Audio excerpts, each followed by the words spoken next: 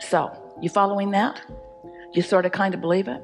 When we say the easiest way for you to have non-resistant thought is to get out ahead of it. Oh, we'll say it to you even in a more blunt way.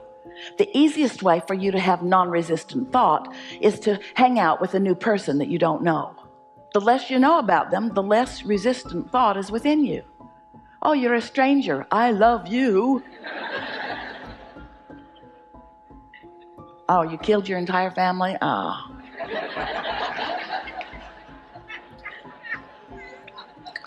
We're just playing with you a little bit here, but we want you to, just for a moment, try to feel the power of this non-resistant thought. So we've been saying recently, what you want to do is get out ahead of it. You want to get out ahead of your thoughts. And people want to get out ahead of it. They just don't know what that means. And we gave one example already. Segment intending means I'm in a new segment. New people just walked into the room, and do you know that our segment just changed? Because they have no idea what we've been talking about. And so the energy of the room has just shifted.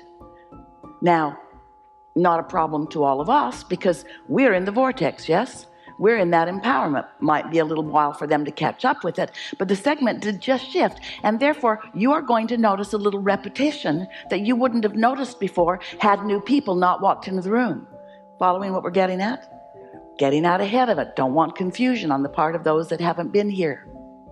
So when you get into your automobile, it's a new segment. When a new person joins you at the dinner table, a new segment begins. And if you will take just a moment, we're talking about a few seconds to acknowledge, new segment, and what I intend is.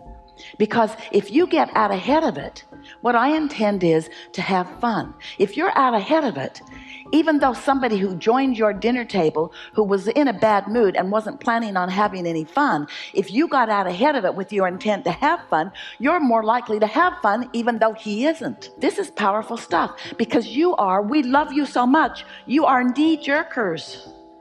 You have knee-jerk reactions to life, and that holds you in mundane creation. It holds you in less powerful creation.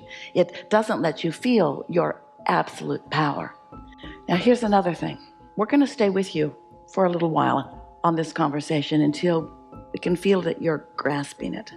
Because this process, you've heard the words before, daydream. Do you remember when you were kids? Before you were responsible, before you felt responsible, before you were resistant, before you were defensive. Some of you can remember those moments in time. Some of them you've been living recently, but it's a little snatch of time where somehow you're not resistant in thought, and your mind is just receiving the ingredients of your vortex. They're putting themselves together with the tutelage or tutorialage with the help of your inner being, who knows where you stand in relationship to everything that you want and knows what the ingredients that you've put into your vortex is. So knows what the path of least resistance is for you to receive a thought. So do you think that you're here to create your own reality? You are, but do you think that the reason that you're here to create your own reality is that when you create your own reality, you will like it better? Well, that's one reason. But it isn't the reality that you are creating that you are here about. It's the thrill of reality creating that you're here about.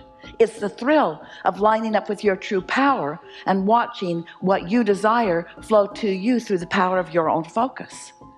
It's the journey. Now, you've heard that your whole life. The joy is in the journey. Almost everybody is saying it, and nobody knows even what they mean when they're talking about the joy is in the journey. But we want you to know that what we mean by the joy is in the journey is that you did a lot of the journey when you knew what you didn't want and therefore knew what you did want. And you say, well, that was not all that joyful. And we say, well, it was to your inner being because you were identifying who you are. When someone was rude, you said, I like nicer. When somebody was hateful, you want more love. When somebody is diminished in some way, you want upliftment. When someone is sick, you want well. When someone's confused, you want clarity. When it's you, even more. You've been isolating and identifying, and there is this extraordinary grouping of ingredients that are the making of an ecstatic life experience for you. But you got to find a way to be in the vibrational vicinity of it. Now, we've been telling you this story in lots of different ways. We've been saying to you, step one is you ask. That's the contrast part of it. Know what I don't want. Ask for what I do want, whether you put it in words or not. Step two is, that's the source energy part of it. That's your inner being part of it. That's the vortex part of it. That's the gathering of the cooperative components part of it. Step two, when you ask, it is given. It's in vibrational form, and you say, I don't want it to be in vibrational form. I want it to be out where I can see it. I'd like to park it in my garage. I'd like to take it to my bed. I would like to go to the movies with it. I don't want this vibrational reality creation. And we say, but it is that way in the beginning. And so if you will accept that the ingredients are there and that you will be guided, you will be led, you'll be called, you are being guided, you are being led, you are being called to your path of least resistance. But what we're saying to you here today is you've got some whopping resistance going on because you have played the objective game so much that you hardly ever put yourself in a position where you can receive an impulse that's on the path of least resistance and feel the empowerment of your inner being about it. So, as we're moving forward in this day, we'll play some of this with you if you want to. We want this to just not be something that sort of is intellectually satisfying or even something that makes some sense to you if you've been studying the law of attraction. We want it to be something that feels real to you. We want it to be something that you say all day long, as Esther often does, ooh, I've got that magical thing going. Because if you take 10 seconds here and 10 seconds there and 10 seconds here to let yourself dream free, if you will allow yourself to just dream free. Esther's been playing this game. We'll tell you some of it. We'll tell you some of the amazing things that have been happening as a result of it. But here's one really extraordinary manifestation that came about as a result of Esther hearing what we're saying about daydream.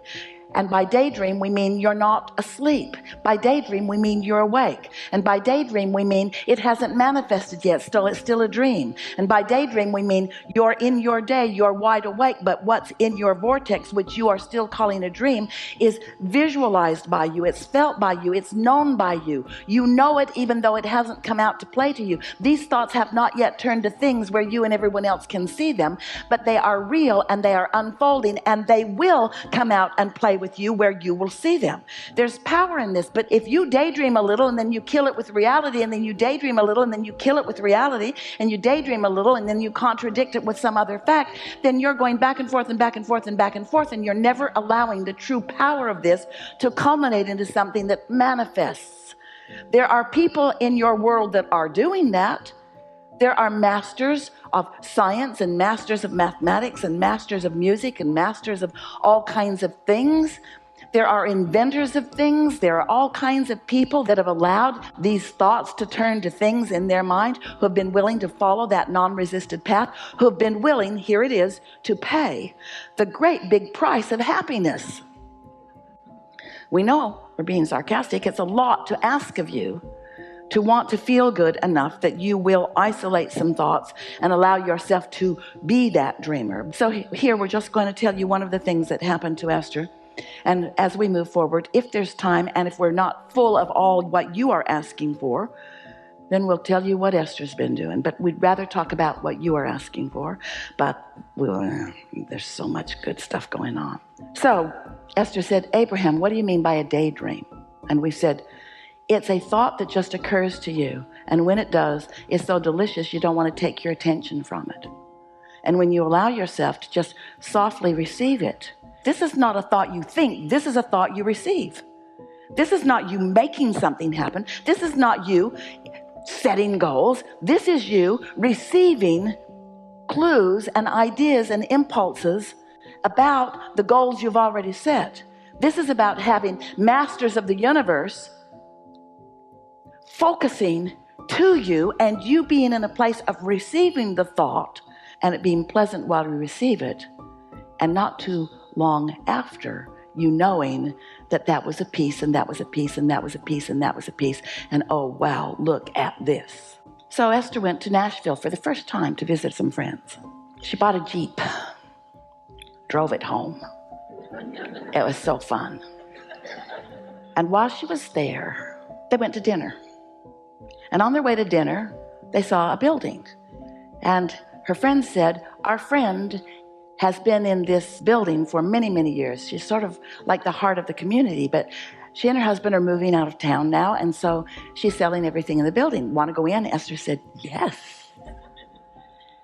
So she went in, and there were all kinds of beautiful things. There were crystals for sale and jewelry for sale and artwork of all fashion and all kinds of really beautiful things.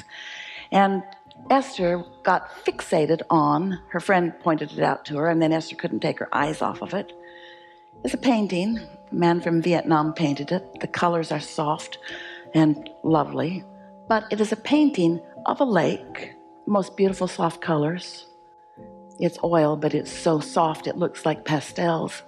And in the sky are two owls. Esther likes owls. And in the lake is a bed, just sitting on the water, with a red bedspread and a woman sitting on it. Sitting. And Esther said, she's got to be daydreaming. Nothing else makes sense. If she was dreaming, she'd be laying down. What's that bed doing on the lake anyway? I'm going to frame that, and I'm going to put a little plaque on it, and it's going to say daydream. Now, don't you think that's nice? That Esther would find something. Maybe it's not ringing your bells, but it rang her bells. It rang her bells. What else could this possibly be? This is someone wide awake in the middle of the day, sitting on her bed in the middle of a lake. What do you want to talk about? A lot of trouble in this room.